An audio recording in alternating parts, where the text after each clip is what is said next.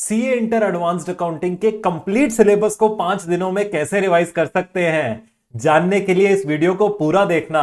Hello दोस्तों, my name is CA Vipul Dhal. I am an all India rank holder who has cleared all levels of CA in first attempt. और आज के strategy video में मैं आप लोगों से बात करने वाला हूं कि मई 2025 के एस्पिरेंट्स कैसे सीए इंटर एडवांस्ड अकाउंटिंग के कंप्लीट सिलेबस को केवल 5 दिनों में रिवाइज कर सकते हैं। सर, इतना बड़ा सिलेबस, इतने सारे टॉपिक्स 5 दिन में रिवाइज हो जाएंगे?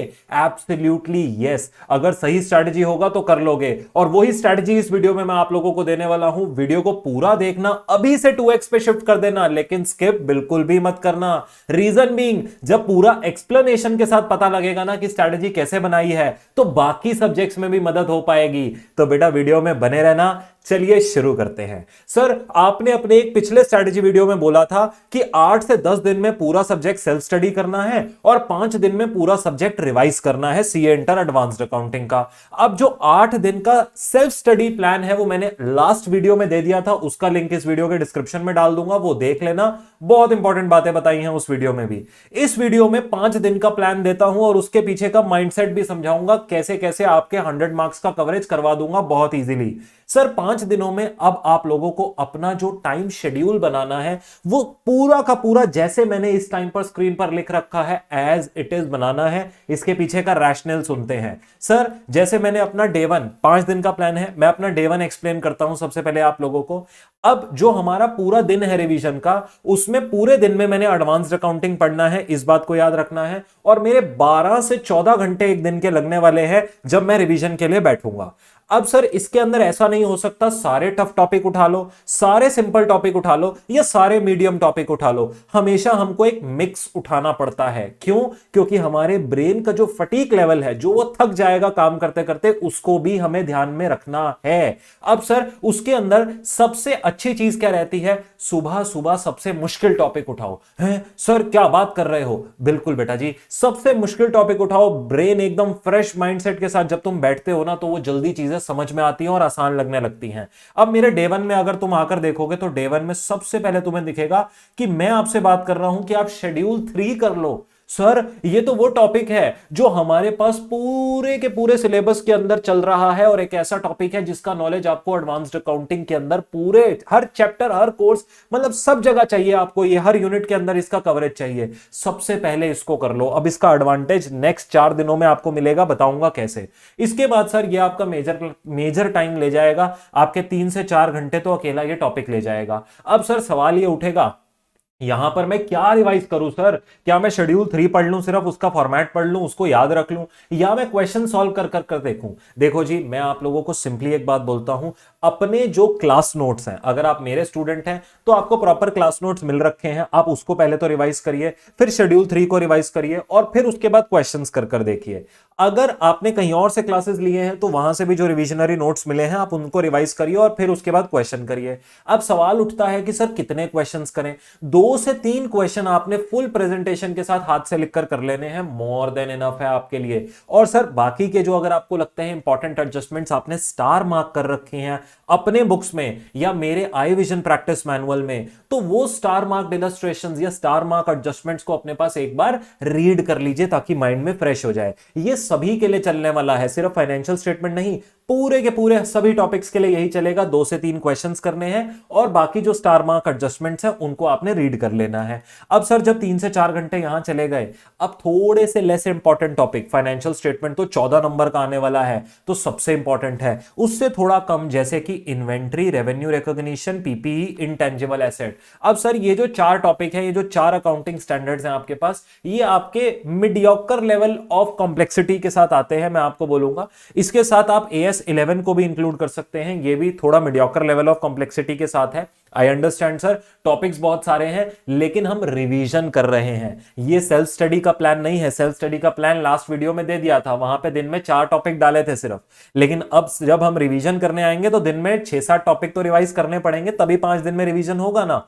प्रैक्टिकली सोचकर देखिए। अब सर यहां पर मैंने जान के आप लोगों के लिए थोड़े ऐसे टॉपिक्स डाले हैं जो लेंदी हैं, हल्के बहुत कॉम्प्लेक्स हैं, मीडियोकर लेवल ऑफ कॉम्प्लेक्सिटी है, बहुत ज्यादा नहीं है सर। उसका रीजन ये है, पहले पहले दिन जोश और जज्बे के साथ जब आप शुरू करते हैं ना, तो ज्यादा चीजें आप इनिशियली में कवर कर लेते हैं जैसे ही आप अपने पास दौड़ने लगते हैं, तो इसलिए ये सारे टॉपिक्स डाले हैं आपके लिए।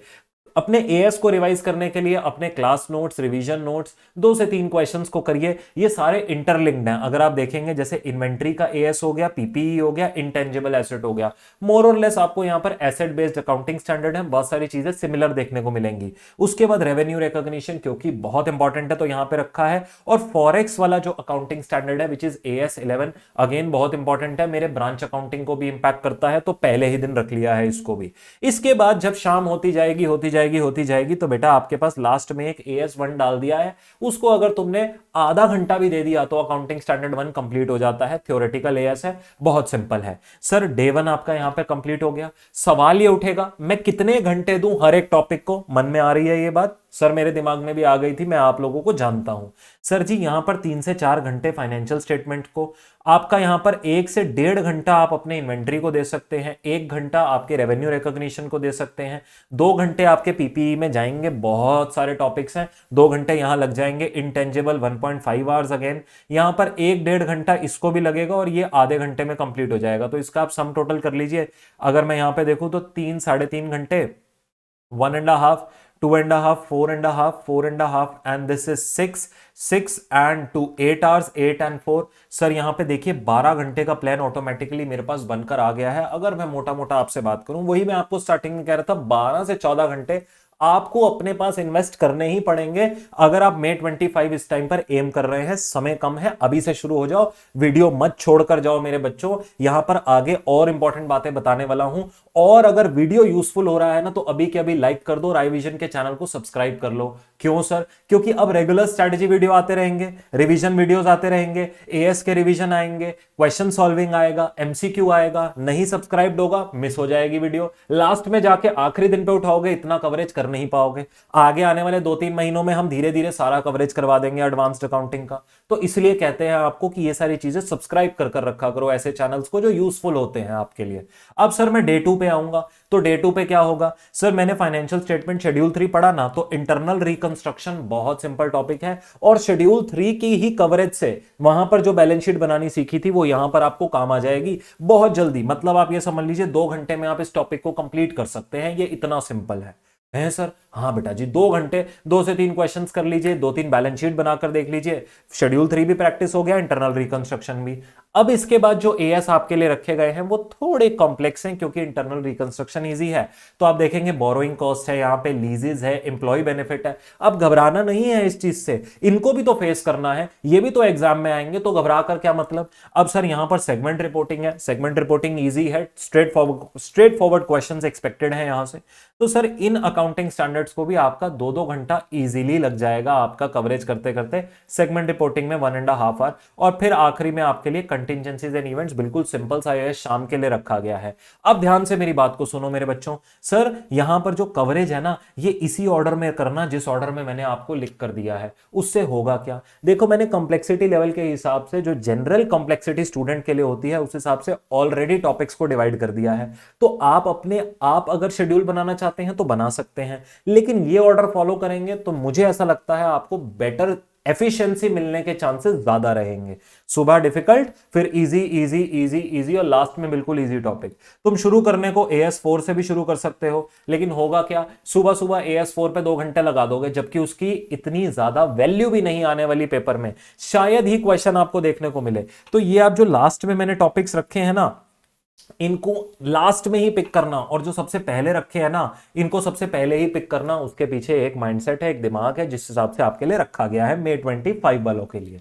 अब सर थर्ड डे पर जब मैं आता हूं, एक और दिन का कवरेज करते हैं। बेटा वीडियो छोड़ने की जरूरत नहीं है, यहां पर इसीलिए एक्सप्लेन कर रहा हूं एक छोटी छोटी चीज। सीधा ये शेड्यूल दे सकता था लिंक में डाल के, क्यों? क्योंकि इस शेड्यूल को आप एक पीडीएफ की तरह कंसीडर ना करिए, इसको अपना प्लान कंसीडर करिए जिसको आपने एग्जीक्यूट करना है। और एग्जीक्यूशन में कोई दिक्कत आ रही है तो इस वीडियो के कमेंट सेक्शन में डालो मेरे को वो चीज कि नहीं सर ये चीज मेरे से नहीं हो पा रही है तो मुझे क्या करना चाहिए, यहां प्रॉब्लम आ रही है। जब बात करोगे तभी तो आगे बात बनेगी, जब तक बात ही नहीं करोगे, अपने आप अकेले बैठे रहोगे तो कैसे बात बनेगी। बात समझ में आती है। सर डे 3 पर पहुंचेंगे हम लोग सॉरी, डे 3 पर पहुंचेंगे हम लोग। सर शेड्यूल 3 पढ़ा, इंटरनल रिकंस्ट्रक्शन पढ़ा, अब अमेलगमेशन की बात है। देखो बैलेंस शीट, आपको सभी चैप्टर्स में बैलेंस शीट की रिक्वायरमेंट है। और अगर आप देखेंगे ध्यान से तो मैंने सभी चैप्टर्स में बैलेंस शीट वाले जो टॉपिक्स हैं वो अर्ली मॉर्निंग टॉपिक्स की तरह डाल रखे हैं।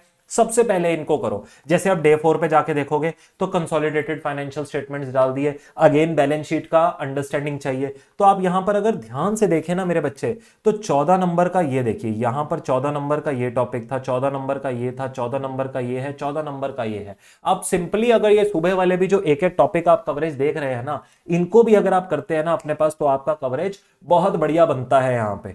बात समझ में आती है। सर उसके बाद यहां पर अगेन ड्यूरिंग द डे अगर आप डे 3 में भी देखेंगे तो सिंपल और कॉम्प्लेक्स टॉपिक्स का एक मर्जर करके आप लोगों के लिए डाला गया है ताकि आपके लिए चीजें जो हैं वो सिंप्लीफाइड रहे। और एक चीज अगर आप नोट कर रहे हैं यहां पे, तो डे 1 से डे 2 में कॉम्प्लेक्सिटी कम थी। अगर आप वर्सेस वो भी देखना चाहते हैं शेड्यूल कैसे बनाया गया है, डे 1 कॉम्प्लेक्स था, हार्ड वर्क, बहुत हार्ड वर्क मांग रहा था। डे 2 उससे थोड़ा कम था। डे 3 अगर आप आकर देखेंगे सर अमेलगमेशन जो है, अगर आप बैलेंस शीट अच्छे से बनानी जानते हैं, अमेलगमेशन कोई बहुत ज्यादा मैं नहीं बोलूंगा बहुत टफ टॉपिक है। परचेज कंसिडरेशन से गुडविल कैपिटल रिजर्व अगर आपने निकाल लिया, आपने आइडेंटिफाई कर लिया कि परचेज कंसिडरेशन कैसे निकलना है, आप अमेलगमेशन का क्वेश्चन निकाल जाएंगे शेड्यूल 3 आता होगा तो। सर फिर उसके बाद अगर आप देखेंगे बायबैक है, अर्निंग पर शेयर है, इंपेयरमेंट ऑफ एसेट है, प्रोविजन कंटिजेंसी, सिंपल से टॉपिक है। और ये इंटरिम फाइनेंशियल रिपोर्टिंग वाला टॉपिक भी कोई बहुत कॉम्प्लेक्स नहीं है, नया है, कॉम्प्लेक्स नहीं है। लेकिन डे 4 पर आते हैं, फिर सीएफएस करेंगे अपने पास यहां पे आके, कंसोलिडेटेड फाइनेंशियल स्टेटमेंट्स माने, फिर investment accounting, government grant, AS5, AS18, AS7।